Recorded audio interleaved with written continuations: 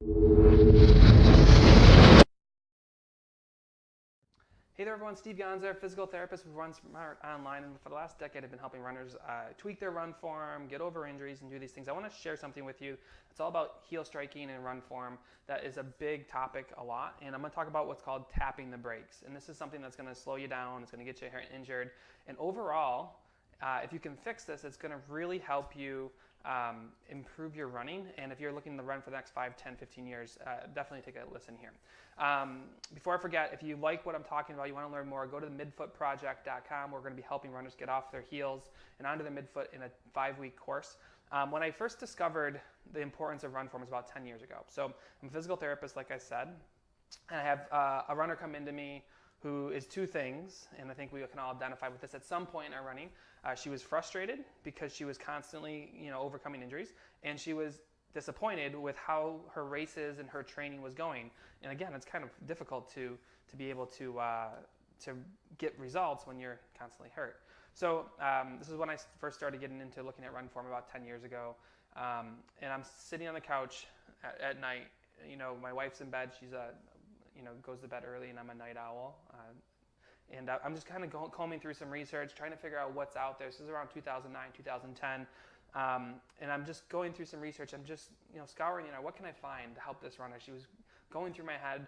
I collected some video on her, and that's what I'm going to show you here in a minute. But I collected some video on her, and I just couldn't figure out why was this runner constantly hurt. We were doing all the strength stuff, doing all the stuff that you would normally do. There's certainly you should be looking at run form, training, your training plan, strength training, diet, all this stuff. But we're going into the run form piece because that's where I actually found the answers. So I'm going to show you her video. But before I do that, this is actually the article that I came up with. Now, actually, I'm going to go to her first. So let's look at this. So here's the runner I'm actually talking about from a handful of years ago. And we're just going to watch her run. And I want to talk to you guys about something in her stride, in her run form, which really is all about right there. Now, this is something I typically see with a lot of runners. And what it means is that the runner is overreaching, coming out to the front, and hitting her heel first, and her knee is perfectly straight. So let me go ahead and just draw some arrows. Hang with me there. So this straight knee position is what she's doing. And this is really important because this is what I found in her running that was making the big difference. I'm sitting on the couch and I'm thinking, oh my God, look at this. So here, think about this for a second. If you're standing, hopefully maybe you're standing or not, but if you stand up and just put your foot, I'm going to go back to her. I want you to try to stand in this position. You're going to put your heel out to the front, your toes pointing up, and I want you to lift the back leg. And what happens when you lift that back leg? Ooh, almost fall over. You end up falling backwards. So I'm looking at this and I'm saying, hey, how can you, physically move yourself down the road when you are anatomically stopping yourself from moving forward? So here's the thing, look at this. It's kind of like you're driving your car down the road and you're just tapping the brakes with every step. So I'm going to get rid of this line. So this would be a tap of the brakes because all of her forward momentum from this foot is going to stop. She's going to stop, and then she's going to have to restart.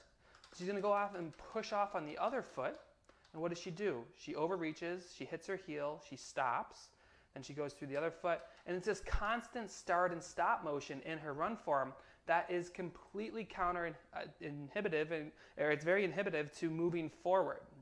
So imagine, again, driving your car down the road. Most runners take about 80 steps a minute, and they just tap, they take 80 steps a minute. So if you're in the car, imagine tapping your brakes 160 times a minute because it's 80 times per leg.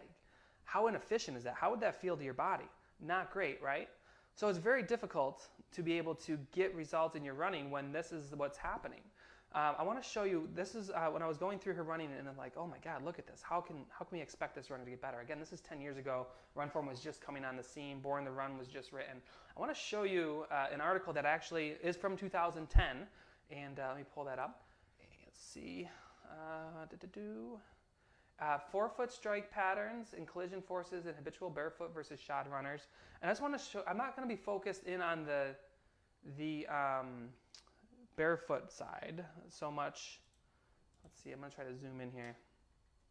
I want you to look at this right here, right in here, if you can see this.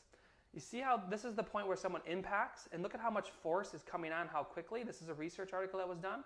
And then you actually get a second impact point, and how that force is happening. Look at the time down here. Very quickly, usually about 5 milliseconds is how long it takes to ramp that on. And this is what's happening with the heel strike. You can see it right here. So with this runner, let's go back to this runner. That's not this runner.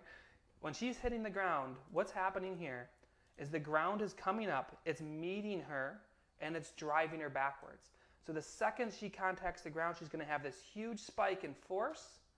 Then what's going to happen is she's going to go to foot flat, and then she's going to get this extra spike to here, and then as she goes towards push-off, that's where she's going to start losing that force, and it comes back down.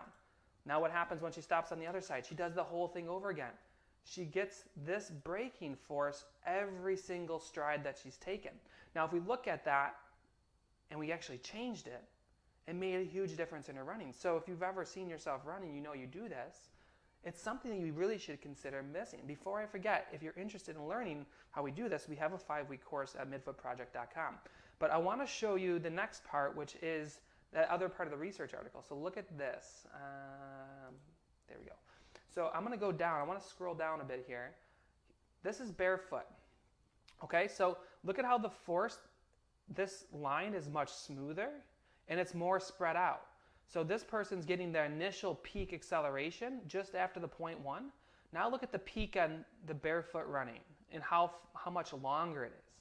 That is super critical because this is what made a huge difference for this runner. You're going to, if you don't heel strike, and I'm not even telling you to run barefoot, that phase of running is over. But you can run the similar way with your shoes on, and what it does is it smooths out that curve, and it stops you from tapping the brakes on every stride. So look again at this runner, real quick. Let's get rid of these old lines. So this is her, heel strike pattern, and we're looking at how quickly this ramp is. But when you don't hit your heel, and you can learn to midfoot strike, this maximum force takes longer.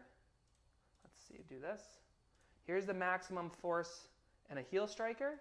Here's the maximum force in someone who can midfoot strike. So if you're interested in running faster, if you're thinking that you're going to be running for the next 5, 10, 15 years, if you're consistently hurt, if you're not getting the results you want on race day and you're disappointed, consider making this change. The number one thing to do when you're working on run form is to start here. It is the biggest thing that you can do to make a huge shift in your running. Now, if you're interested in learning more about this, you can go to midfootproject.com, and then next month we're going to be launching our 5-week course where we take you exactly through this. We've been working on this with runners for 10 years now, and we'll give you the exact drills, trainings, and everything you need to do that. But then, if you have any questions on this, drop them in the comments. I'm going to be going live the whole month of March to help you guys identify what you can do to improve your running and to get off of your heel, because if you're a heel striker, and I'm going to talk a lot about this, you are setting yourself up for failure as a runner. Think about any other sport, swimming. I just did something about skiing. There's technique to these other sports. It's not about just figuring it out. You learn the technique. But for some reason as runners, we think we can just go out, log miles, and put one foot in front of the other. And it often leads to injury and disappointment on race day or in the training. So if you're interested, again, go to midfootproject.com. I'll be around for some questions if you have any. And hopefully this helps you guys get you thinking about changing your run form, because it's a great time of the season to do this before the nice weather comes. Have a great weekend, and I'll talk to you guys soon. Bye.